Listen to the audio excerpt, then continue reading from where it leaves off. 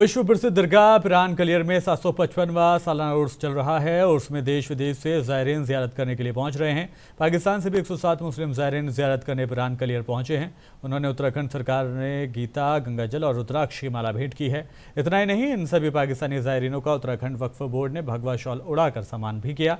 वहीं उत्तराखंड सरकार का ये सम्मान चर्चा का विषय बना हुआ है।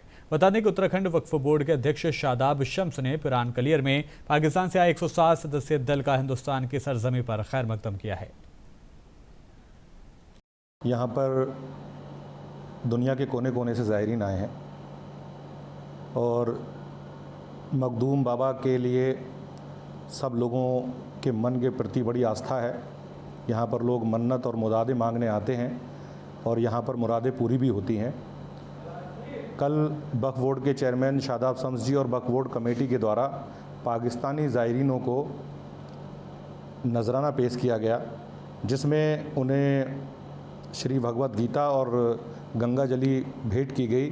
वहाँ के मंदिरों में स्थापित करने के लिए हमारे द्वारा कलियर शरीफ का मॉडल दिया गया और चादर पेश की गई। और इस उम्मीद के साथ कि जिस तरह से भारत सरकार ने आपको वीज़ा दिया, यहाँ पर साबिर पाक में हाज़िरी करने का मौका दिया, हमें पूरी उम्मीद है कि आप इस प्यार और मोहब्बत जो हमने यहाँ पर आपकी मेहमान नवाज़ी की है, इस मेहमान नवाज़ी को याद रखते हुए पाकिस्तान में ये संदेश लेके जाएंगे कि वो भी जिस तरह से हम मेहमान नवाज़ी करते हैं, उनके प्रति मोहब्बत का पैगाम देकर उनके साथ मोहब्बत की उम्मीद करते हैं।